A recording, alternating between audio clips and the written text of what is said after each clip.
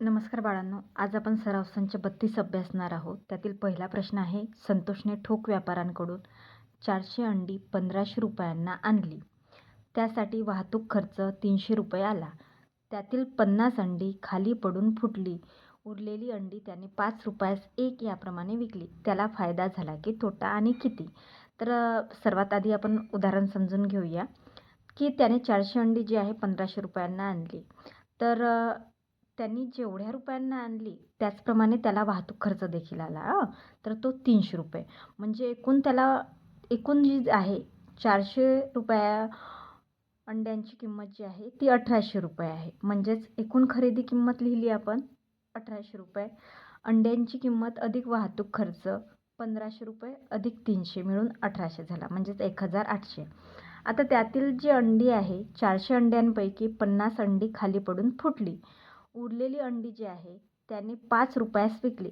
400 मधून जर 50 वजा केले 400 वजा 50 तर 350 अंडी त्याच्याकडे शिल्लक आहे आणि त्याने जे आहे तर ती 5 रुपये या किमतीमध्ये जे आहे विकली. तेव्हा 350 गुणेला 5 आपल्याला करावं लागेल, बरोबर 1750 रुपये त्याच्याकडे आलेले आहेत. आता त्यांनी जे आहे खरेदी किती रुपयांची केली तर 1800 रुपयाची केली, म्हणजे 1800 रुपयाची केली. आणि विक्री कितीची झाली तर 1750 रुपयाची झाली. म्हणजेच त्याची खरेदी किंमत जास्त आहे की विक्री किंमत, तुम्हीच सांगा आता. तर त्याची खरेदी किंमत जास्त आहे, त्यामुळे त्याला जो आहे तोटा झाला. म्हणजेच आपण लिहिणार आहोत की संतोषला तोटा झाला. तर तोटाचं सूत्र काय आहे तुम्हाला माहिती आहे. तर तोटा बरोबर खरेदी किंमत वजा विक्री किंमत. म्हणजेच तोटा किती झालेला आहे तर त्याला तोटा झालेला आहे 50 रुपये. म्हणून आपण उत्तरामध्ये लिहिणार आहोत संतोषला 50 रुपये तोटा झाला. प्रश्न दुसरा आहे, अब्राहम यांनी 50,000 रुपयांचा माल खरेदी केला. कर व वाहतूक खर्च मिळून त्यांना 7,000 रुपये खर्च आला. त्यांनी तो माल जर 65,000 रुपयास विकला असेल तर त्यांना या व्यवहारासाठी नफा झाला की तोटा आणि किती झालेला आहे ते सुद्धा विचारलेलं आहे. आता सर्वात पहिल्यांदा आपण जे आहे एकूण खरेदी किंमत किती आलेली आहे ते काढूया. त्यांनी तो माल जो आहे किती रुपयास खरेदी केला तर मालाची खरेदी किंमत आहे 50,000 रुपये अधिक त्यांना खरेदीसाठी येणारा कर व वाहतूक खर्च किती आहे तर 7,000 रुपये. म्हणजेच 50,000 अधिक 7,000 बरोबर 57,000 रुपये त्यांची एकूण खरेदी झालेली आहे.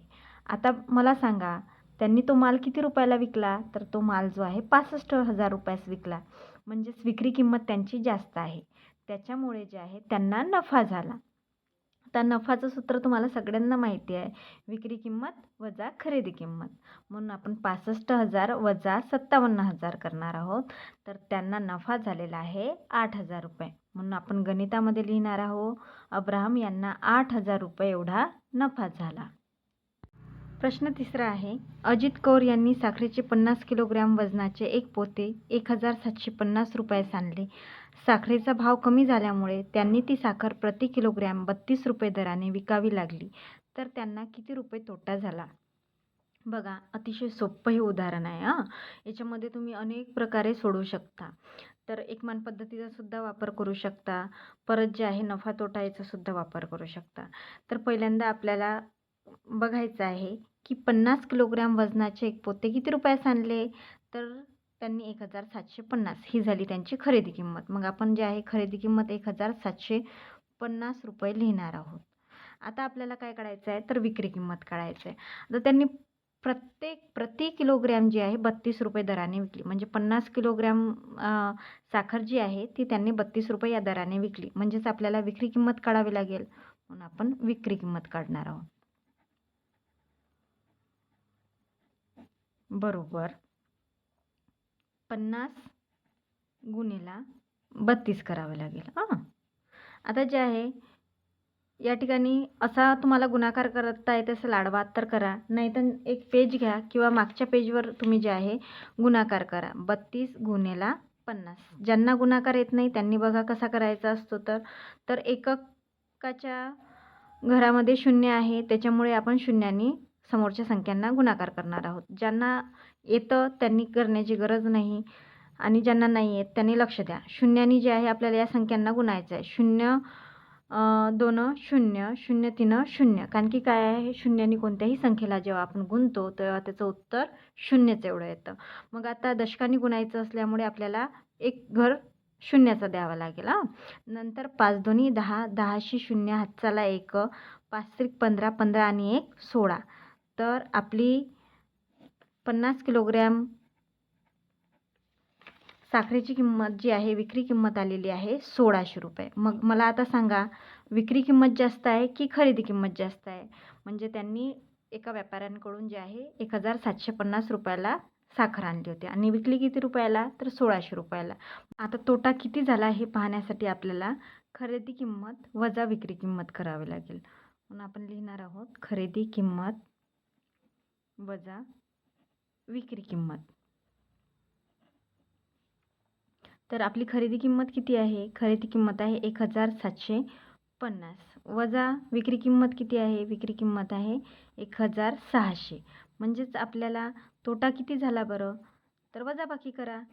तर शून्यामधून शून्य गेलं, शून्य राहिलं. 5मधून शून्य गेले, 5 राहिले आणि 7मधून 6 गेले, 1 राहिला आणि 1मधून 1 गेलं, 0 राहिलं. म्हणजे तोटा त्यांना जो आहे 150 रुपये झाला. म्हणून आपण उत्तरामध्ये लिहिणार आहोत अजित कौर यांना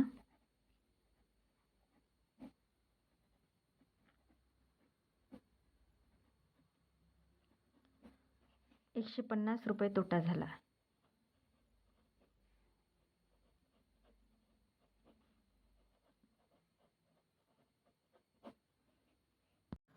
चौथा प्रश्न आहे, कुसुमताईंनी 700 रुपयांना एक कुकर याप्रमाणे 80 कुकर खरेदी केली.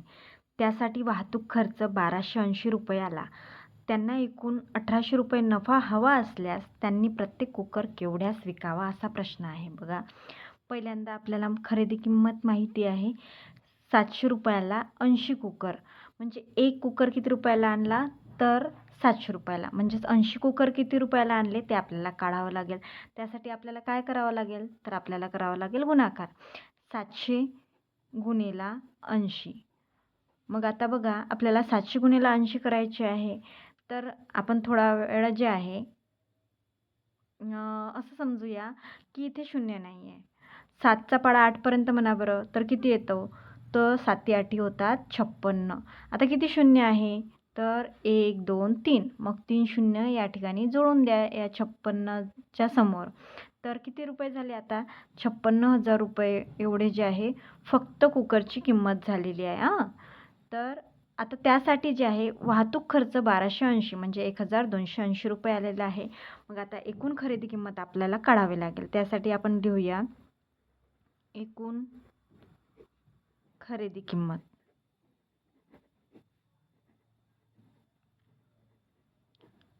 बरोबर 56,000 अधिक 1280. ज्याला आडवी पद्धतीने गणित करता येते, बेरीज करता येते, त्यांनी आडव्या पद्धतीने करावं, नाहीतर मग साईडला जाऊन जे आहे बेरीज करा. 0 0 0. नंतर 8 0 8. आता शतकांचं शतकाशी 2. आता हजारचं या ठिकाणी 6 आणि 1 7. आणि बघा किती आलेलं आहे? तर 57,280 रुपये एवढी एकूण खरेदी किंमत आलेली आहे त्यांची. मग आता आपल्याला जे आहे त्यांना 1800 रुपये नफा हवा आहे. तर त्यांना प्रत्येक कुकर किती रुपयास विकावा असं सांगितलेलं आहे एकूण खरेदी किंमत. मग आता आपल्याला काय करावं लागेल? तर आपल्याला जे आहे म्हणजे आता काय करायचं, हे इतरांपेक्षा वेगळा असा प्रश्न आलेला आहे ना, की विक्री किंमत काढायची आहे, नफा दिलेला आहे. तर जे दिलेलं आहे ना त्याच्यानुसारच आपल्याला उदाहरण सोडवायचं आहे. पहिल्यांदा आपल्याला सगळ्यांना माहिती आहे की नफ्याचं सूत्र काय आहे. बघा, नफ्याचं सूत्र आहे नफा बरोबर विक्री किंमत वजा खरेदी किंमत. माहिती आहे की नाही? तर आता जे आहे आपल्याला नफा किती हवा आहे? 18,000 रुपये. विक्री किंमत माहिती आहे का तुम्हाला? तर नाही. मग त्याला विक्री किंमत असंच ठेवा. खरेदी किंमत किती आहे तुमच्याकडे? तर खरेदी किंमत आलेली आहे 57,280 रुपये.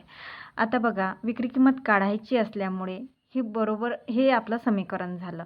मग हे समीकरण बरोबरच्या चिन्हामध्ये आहे. तर आपल्याला विक्री किंमत काढायची आहे. तर विक्री किंमत आपल्याला डावीकडे घेऊन जायची आहे. विक्री किंमत बरोबर. आता या इथे चिन्ह कोणतं आहे सांगा? तर इथे चिन्ह आहे वजाबाकीचं. म्हणजे जे आहे 18,000 जे आहे उजव्या बाजूला येताना ते अधिकमध्ये होतील. म्हणजे 57,280 अधिक 18,000. तर विक्री किंमत आपली येणार आहे, सगळ्यांनी बेरीज करा आता पटकन. तर बघा 008 शतकाला 2 आहे, 2 शून्य म्हणजे 7 आणि 8 जे आहे 15 होतात. तर इथे 15 लिहिणार आहोत आणि 1 आणि 1 2, 2 आणि 5 7 म्हणजे 75,280 एवढी जी आहे विक्री किंमत येईल. आता फक्त विक्री किंमत काढून होईल का? तर जे आहे तो प्रत्येक कुकर केवढ्यास विकावा असं सुद्धा म्हटलेलं आहे. म्हणजेच आता आपल्याला काय करावं लागेल, तर एका कुकरची विक्री किंमत म्हणून एका कुकरची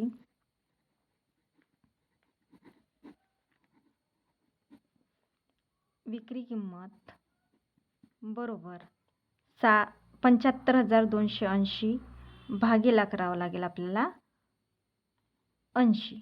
तर आता जे आहे आपण गणित सोपं करण्यासाठी काय करूया, तर हा 0 कट करून टाकूया. मग आपण भाग देऊया. असा जर भाग जमत नसेल तुम्हाला तर पान घ्यायचं आणि असलेल्या किमती लिहून घ्यायच्या. तर किमती किती होत्या?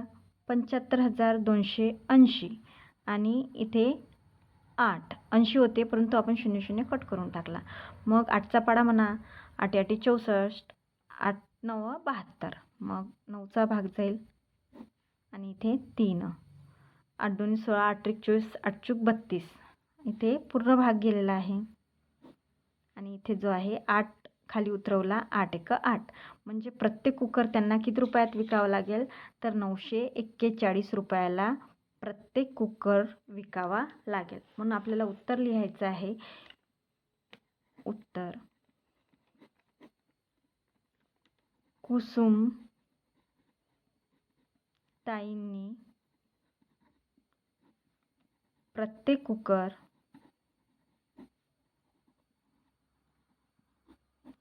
941 रुपयास विकावा. प्रश्न 5वा आहे. इंद्रजित यांनी 12,000 रुपयांना 1 याप्रमाणे 10 फ्रीज खरेदी केले. ते आणण्यासाठी त्यांना 5,000 रुपये वाहतूक खर्च आला. त्यांनी प्रत्येक फ्रीज केवढ्यास विकावा म्हणजे त्यांना 20,000 रुपयांचा फायदा होईल. बघा हे उदाहरणसुद्धा जे आहे चौथ्या उदाहरणासारखंच आहे. तुम्ही व्हिडिओ स्किप करून जे आहे तशीच मांडणी करून उदाहरण सोडवू शकता आणि नंतर जे आहे बरोबर आहे की नाही ते चेक करा. तर पहिल्यांदा आपण फ्रीजची खरेदी किंमत काढू. 12,000 रुपयास 1 म्हणजे 10 फ्रीजची किंमत किती? त्यासाठी आपल्याला गुणाकार करावा लागेल. मग आपण जे आहे 12,000 गुणिले 10 करणार आहोत. बघा मी तुम्हाला सांगितलेलं आहे पहिल्यांदा संख्यांची शून्यांचा गुणाकार करत बसायचा नाही. आता आपण 6व्या वर्गात गेलेलो आहे तर थोडंसं अपडेट होऊन जे आहे आपल्याला गुणाकार करायचा आहे. पहिल्यांदा जे आहे ठळक अंकांचा गुणाकार करून घ्यायचा. 12 1 12. मग इथे 12 आपण लिहून घेणार आहोत आणि शून्य मोजणार आहोत किती आहेत तर 1 2 3 4. मग ती 4 शून्य या ठिकाणी लिहून द्यायची. 2 3 4. तर आता किती किंमत झालेली आहे ते बघायचं आहे. तर आपल्याकडे किंमत आलेली आहे 1,20,000 रुपये एवढी फ्रीजची खरेदी किंमत झालेली आहे. आता आपल्याला एकूण खरेदी किंमत काढायची आहे कारण त्यांना वाहतूक खर्चसुद्धा 5,000 रुपये आला. म्हणजे 1,20,000 रुपये अधिक 5,000 जर केले आपण तर 1,25,000 रुपये त्यांना जो आहे एकूण खरेदी किंमत येईल त्यांची. म्हणून आपण लिहिणार आहोत एकूण खरेदी किंमत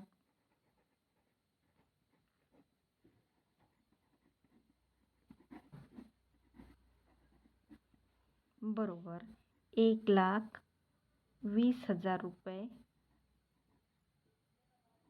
अधिक 5,000 रुपये जो आहे त्यांना वाहतूक खर्च आलेला आहे. म्हणून 1,25,000 रुपये त्यांचा एकूण खरेदी किंमत आलेली आहे. ही जी आहे ती खरेदी किंमत आहे अधिक हा जो आहे 5,000 रुपये तो वाहतूक खर्च आहे.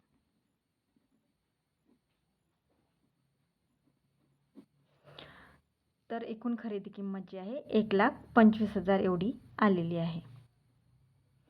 मग आता तो प्रत्येक फिश त्यांनी केवढ्यास विकावा, म्हणजे त्यांना जे आहे 20,000 रुपयाचा फायदा होईल असं विचारलेलं आहे. मग आपल्याला माहिती आहे नफ्याचं सूत्र काय आहे. नफ्याचं सूत्र नफा बरोबर विक्री किंमत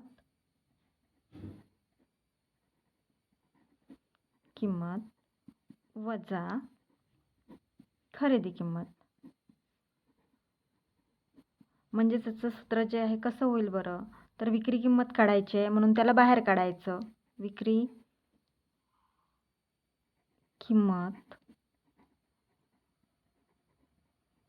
बरोबर नफा अधिक खरेदी किंमत. मग विक्री किंमत काढण्यासाठी नफा किती हवा आहे, तर नफा हवा आहे त्यांना 20,000 रुपये एवढा, अधिक खरेदी किंमत 1,25,000.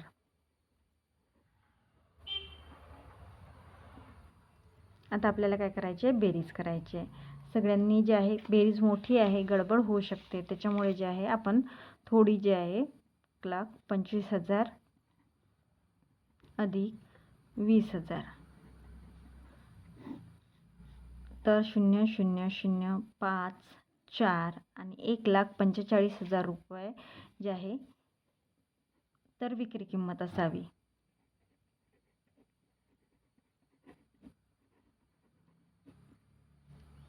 ₹1,45,000.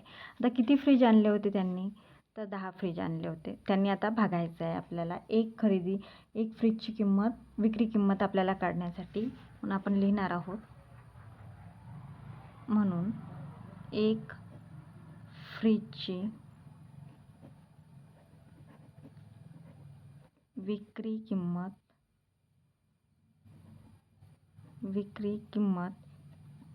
बरोबर 1,45,000 रुपये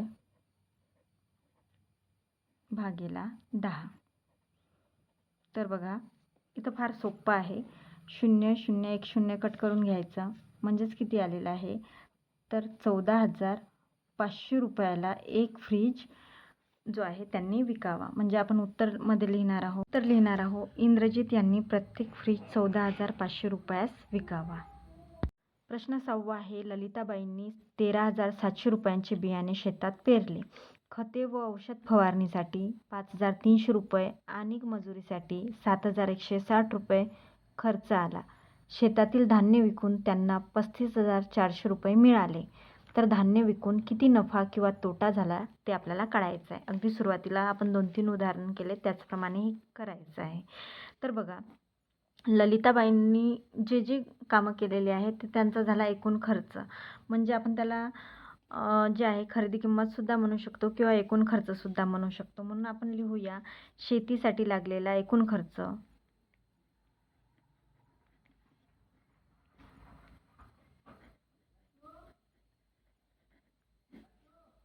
उत्तरामध्ये लिहूया शेतीसाठी लागलेला एकूण खर्च बरोबर बियाणे किती रुपयांचे झाले, तर 13,700 रुपयांचे, अधिक खते व औषधे किती रुपयांची झाली, तर 5,300 रुपयाची, अधिक 7,160 रुपयाची मजुरी झाली.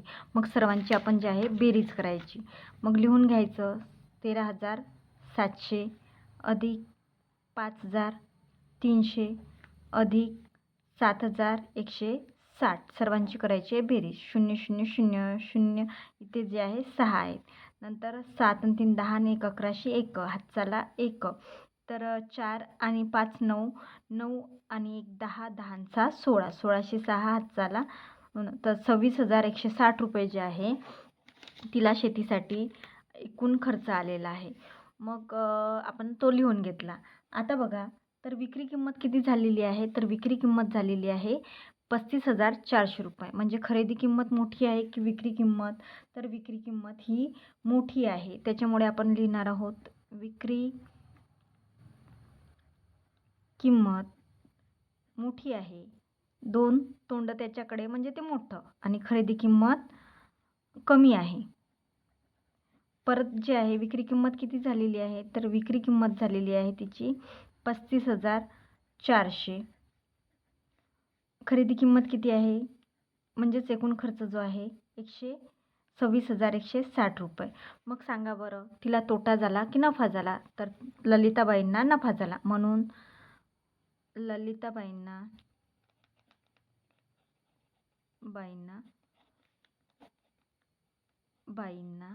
नफा झाला. किती रुपये नफा झाला ते काढण्यासाठी आपल्याला काय करावं लागेल? तर नफा बरोबर विक्री किंमत वजा खरेदी किंमत वजा खरेदी किंमत. आता नफा विक्री किंमत किती आहे? 35,400 वजा 26,160. तर आता जे आहे आपण 35,400 वजा 26,160 वजा करणार आहोत. तर शून्यातून शून्य गेलं, शून्य राहिलं. नंतर शून्यातून 6 जात नाही, त्याच्यामुळे आपण या घरातून जे आहे 1 घेतो. इथे 10तून 6 गेले, 4 राहिले. मग त्याला तो परत देऊन द्यायचा. म्हणजेच 4मधून 2 गेले किती राहिले? तर 4मधून 2 गेले तर 2 राहिले. परत जे आहे आता उसना घेतला नव्हता, त्याच्यामुळे पुढील क्रिया जी आहे आपल्याला जशी तशी. 5मधून 6 जातो का? तर नाही. तर 5मधून 6 जात नाही, त्याच्यामुळे इथे 15 झाले. आता 15मधून 6 गेले तर किती राहिले? तर 9 राहिले. मग कुठून उसना घेतला होता? या घरातून उसना घेतला होता, त्याला परत देऊन द्यायचा. 3मधून 3 गेले तर 0 राहिले. तर 9,240 एवढा जो आहे तिला नफा झालेला आहे. नफा बरोबर 9,240 रुपये. म्हणून आपण उत्तरामध्ये लिहिणार आहोत ललिताबाईंना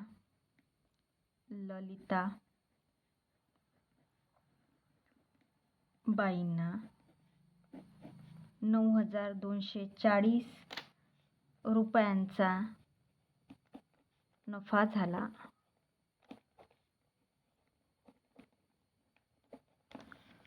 सगळ्यांना जे आहे उदाहरणं व्यवस्थित समजले असतील तर असेच व्हिडिओ पाहण्यासाठी जे आहे तुम्ही व्हिडिओला लाईक करा.